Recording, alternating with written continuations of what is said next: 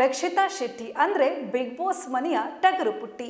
ತಮ್ಮ ಮುದ್ದು ಮುದ್ದು ಮಾತುಗಳಿಂದ ಎಲ್ರಿಗೂ ಕೂಡ ಇಷ್ಟ ಆಗ್ತಾ ಇದ್ದಾರೆ. ಇದೀಗ ಬಿಗ್ ಬಾಸ್ ಮನೆ ಒಳಗೆ ಟಗರು ಪುಟ್ಟಿ ಏನು ಮಾಡ್ತಾ ಇದ್ದಾಳೆ ಗೊತ್ತಾ? ಶೌಚಾಲಯ ಮತ್ತು ಚೇಂಜಿಂಗ್ ರೂಮ್ನಲ್ಲಿ ನಿದ್ರೆ ಮಾಡ್ತಾ ಇದ್ದಾರೆ. ಹಲವು ಅನುಮಾನದ ಬಳಿಕ ಬಿಗ್ ಬಾಸ್ ಅವರಿಗೆ ಎಚ್ಚರಿಕೆಯನ್ನು ಕೊಟ್ಟಿದ್ದಾರೆ.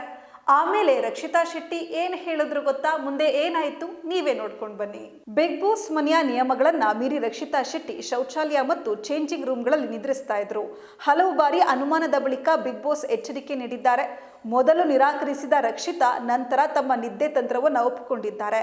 ನಿದ್ರೆ ಮಾಡಿದ ತಪ್ಪಿಗೆ ಕ್ಯಾಪ್ಟನ್ ಧನುಷ್ ಅವರಿಂದ ಶಿಕ್ಷೆಗೂ ಒಳಗಾಗಿದ್ದಾರೆ. ಬಿಗ್ ಬಾಸ್ ಮನೆಯಲ್ಲಿ ಕೆಲವು ಕಠಿಣ ನಿಯಮಗಳಿವೆ. ಯಾರು ಪಿಸು ಧ್ವನಿಯಲ್ಲಿ ಮಾತನಾಡುವಂತೆ ಇಲ್ಲ. ಅಷ್ಟೇ ಅಲ್ಲ, ಲೈಟ್ಸ್ ಆಫ್ ಆಗುವ ಮೊದಲು ನಿದ್ರಿಸುವಂತೆ ಇಲ್ಲ. ಅದ್ಯಾಗೋ ಕೆಲವು ಸ್ಪರ್ಧಿಗಳು ನಿಯಮ ಮೀರಿ ಕಣ್ಮುಚ್ಚಿದಾಗ ಬಿಗ್ ಬಾಸ್ ಎಚ್ಚರಿಸ್ತಾರೆ. ಈಗ ರಕ್ಷಿತಾ ಶೆಟ್ಟಿಯವರು ಇದಕ್ಕೆ ಹೊಸ ತಂತ್ರ ಕಂಡು ಹಿಡಿದುಕೊಂಡಿದ್ದಾರೆ. ಬಾತ್ರೂಮ್ ಟಾಯ್ಲೆಟ್ಗೆ ಹೋಗಿ ಅಲ್ಲಿಯೇ ನಿದ್ರೆ ಮಾಡ್ತಾ ಇದ್ದಾರೆ. ಇದಕ್ಕೆ ಬಿಗ್ ಬಾಸ್ ಎಚ್ಚರಿಕೆ ನೀಡಿದ್ದಾರೆ. ರಕ್ಷಿತಾ ಶೆಟ್ಟಿಯವರು ರಾತ್ರಿಯೆಲ್ಲ ಸರಿಯಾಗಿ ನಿದ್ರಿಸೋದಿಲ್ಲ ಎಂಬ ಆರೋಪ ಇದೆ. ಹೀಗಾಗಿ ಅವರು ಹಗಲಲ್ಲಿ ನಿದ್ದೆ ಮಾಡ್ತಾರೆ. ಈ ಮೊದಲು ಬಿಗ್ ಬಾಸ್ ಮನೆಯಲ್ಲಿ ಈ ಬಗ್ಗೆ ಚರ್ಚೆ ಆಗಿದ್ದು ಇದೆ. ರಕ್ಷಿತಾ ಹಗಲಲ್ಲಿ ನಿದ್ದೆ ಮಾಡ್ತಾರೆ ಅಂತ ಕೆಲವರು ಆರೋಪ ಮಾಡಿದ್ದಾರೆ.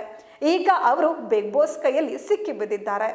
ಮೊದಲು ಡ್ರೆಸ್ ಚೇಂಜ್ ಮಾಡೋ ನೆಪದಲ್ಲಿ ಚೇಂಜಿಂಗ್ ರೂಮ್ಗೆ ಹೋದ್ರು. ಅಲ್ಲಿ ಅವರು ಕೆಲವು ಹೊತ್ತು ನಿದ್ದೆ ಮಾಡಿದಂತೆ ಇದೆ. ಈ ಬಗ್ಗೆ ಗಿಲ್ಲಿ ನಟನಿಗೆ ಅನುಮಾನ ಬಂದಿದೆ. ಅವರು ಈ ಬಗ್ಗೆ ಕೇಳಿದಾಗ ರಕ್ಷಿತಾ ಅವರು ನಾನು ಬಟ್ಟೆ ಚೇಂಜ್ ಮಾಡೋಕ್ಕೆ ಹೋಗಿದ್ದು ಎಂದು ಹೇಳಿದ್ದಾರೆ. ಬಟ್ಟೆ ಚೇಂಜ್ ಮಾಡೋಕೆ 1 ತಾಸು ಬೇಕಾ ಎಂಬುದು ಗಿಲ್ಲಿ ಪ್ರಶ್ನೆ.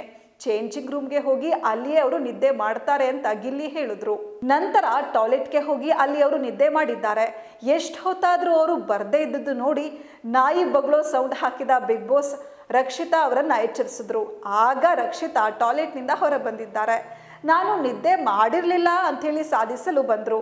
ಆದರೆ ನಿದ್ದೆ ಮಾಡಿದ ತಪ್ಪಿಗೆ ಮನೆಯ ಕ್ಯಾಪ್ಟನ್ ಧನುಷ್ ಶಿಕ್ಷೆಯಾಗಿ ರಕ್ಷಿತಾಗೆ ಸ್ವಿಮ್ಮಿಂಗ್ ಪೂಲ್ಗೆ ಇಳಿಸಿದ್ರು. ನಂತರ ರಕ್ಷಿತಾ ಅವರು ಸೂರಜ್ ಬಳಿ ತಾವು ನಿದ್ದೆ ಮಾಡಿದ ವಿಚಾರವನ್ನು ಒಪ್ಪಿಕೊಂಡಿದ್ದಾರೆ.